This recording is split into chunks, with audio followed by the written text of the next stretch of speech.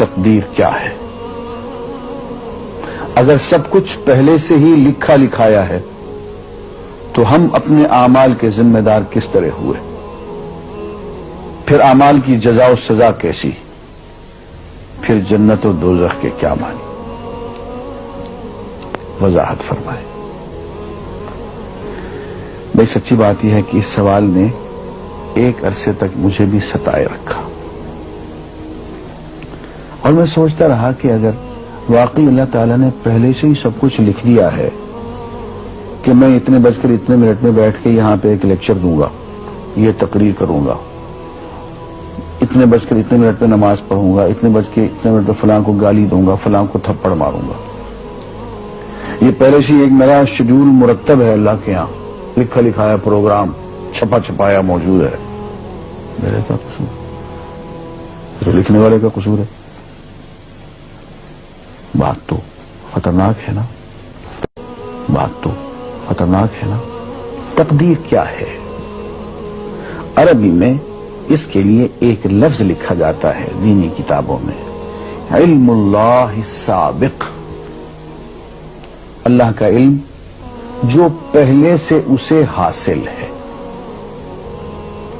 اللہ کو معلوم ہے کہ آج میں اتنے بج کر اتنے منٹ پہ اپنی مرضی سے، اپنے ارادے سے، اپنی آزادی فکر اور آزادی عمل پہ،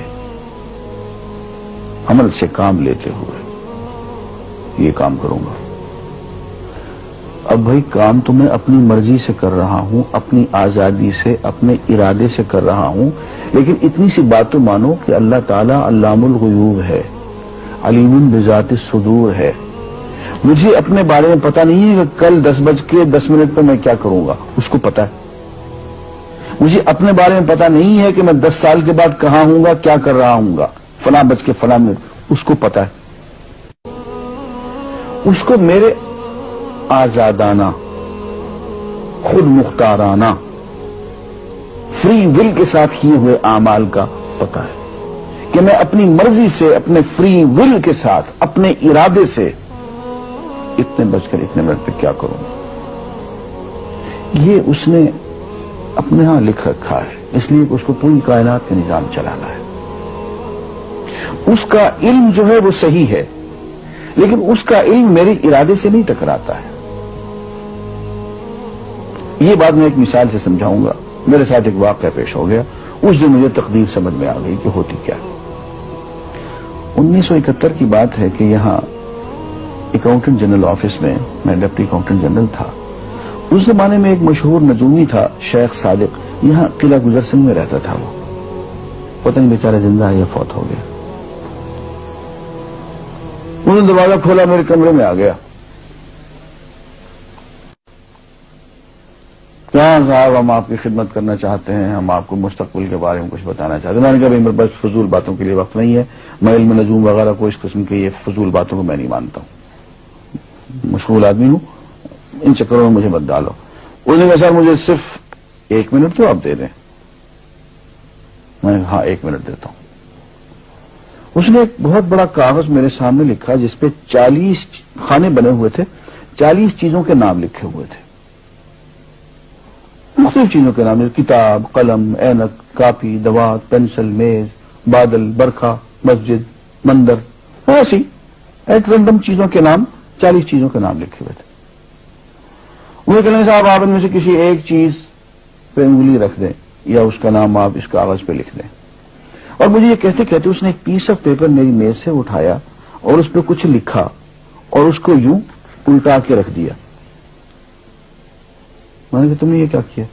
کہنے لگے جی میں نے وہ چیز لکھ دی ہے، وہ نام جو ابھی آپ لکھیں گے۔ تو اب میں پریشان ہو گیا۔ تماشا کی بات ہے نا کہ جو چیز میں سوچ سوچ کے اپنے ارادے سے، اپنی مرضی سے ابھی لکھوں گا، اس نے پہلے جو لکھے وہاں رکھ چھوڑ دیے میرے سامنے۔ اب میں سوچ میں پڑ گیا کہ یار وہ چیز لکھوں جو اس نے نہ لکھی ہو، کبھی میں اس کا ارادہ کروں، کبھی اس کا ارادہ کروں، میں تنگ آ کے آخر میں نے کسی ایک چیز کو لکھ دیا، میری یہ ہے۔ اس نے جب وہ الٹایا تو وہ وہی چیز نکلی۔ اب پتہ نہیں یہ کیا چکر تھا اس کا، خدا ہی جانے۔ کوئی اس کا علم ہوگا، کوئی فن ہوگا، کوئی تک بازی ہوگی، تک بندی ہوگی کوئی. لیکن اس دن مجھے پتا چلا کہ یار اس کو جو کچھ میں نے لکھا ہے اپنے ارادے سے لکھا ہے، اپنی مرضی سے لکھا ہے، اس سے پابند ہو کے نہیں لکھا. کبھی اس میں انگلی لگاتا تھا، کبھی اس پہ، کبھی اس پہ، آخر چن کے ایک لکھا میں نے. لیکن اس بخت کو پہلے سے پتا تھا کہ میں کیا لکھنے والا ہوں، اور اس نے پہلے سے وہاں لکھ کے رکھا ہوا تھا. میں نے کہا یار ایک محدود علم والا آدمی میرے آئندہ کے اعمال کو اپنے ہاں لکھ کے رکھ سکتا ہے. چن کے وہ عمل میں اپنی مرضی سے کر رہا ہوں، اپنے ارادے سے کر رہا ہوں، کوئی مجبوری نہیں ہے اس میں. لیکن وہ میری مرضی والا عمل، میرے اپنے ارادے سے کیا ہوا عمل، پوری آزادی کے ساتھ کیا ہوا عمل، اس نے پہلے سے اپنے یہاں لکھ کے رکھا ہوا. یار اگر یہ انسان کر سکتا ہے تو رحمان کیوں نہیں کر سکتا؟ اس نے میرے سارے اعمال جو میں آئندہ چل کے کرنے والا ہوں، وہ سارے کے سارے اعمال اس نے اپنے یہاں لکھ کے رکھے ہیں. اس کو انتظام کرنا ہے، میرے رزق کا انتظام بھی کرنا ہے، آگے میری زندگی، میری موت، میری قبر میں اکوموڈیشن کا پتہ نہیں کہاں کا میرے اس نے انتظامات کرنے ہیں. تو میرے بارے میں اس نے سارا کا ڈیٹا کلیکٹ کر کے رکھا ہوا ہے اپنی انفارمیشن کے لیے کہ یہ اپنی مرضی سے کیا کیا کچھ کرے گا. تو اس کے لکھے ہوئے ہونے سے میری مرضی ختم نہیں ہوتی، میری ذمہ داری ختم نہیں ہوتی، میرا ارادہ، میری فری ول ختم نہیں ہوتی. یہی وجہ ہے کہ ہم جو اعمال کرتے ہیں اس میں سے اللہ تعالیٰ اس کی کچھ ذمہ داری ہم پہ ضرور ہوتی ہے.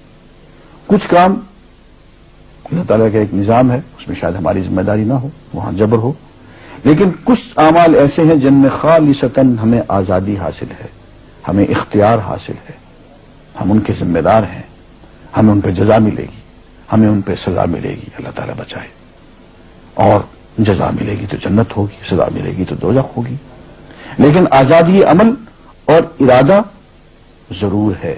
یہ الگ بات ہے کہ اللہ تعالیٰ کو پہلے سے ہی معلوم ہے کہ ہم اپنے ارادے سے اور اپنی آزادی اور اپنی مرضی سے ہم آج اور کل اور پرسوں اور سال بھر کے بعد اور 10-20 سال کے بعد ہم کیا کیا کریں گے اس کے ہاں لکھا ہوا ہے. وَعِندَهُ عِلْمُ الْكِتَابِ، اس کے ہاں سب کچھ لکھا ہوا ہے. لیکن ہم جو کرتے ہیں اپنے ارادے سے کرتے ہیں اور اس کے ذمہ دار ہیں. وآخر دعوانا الحمدللہ رب العالمین.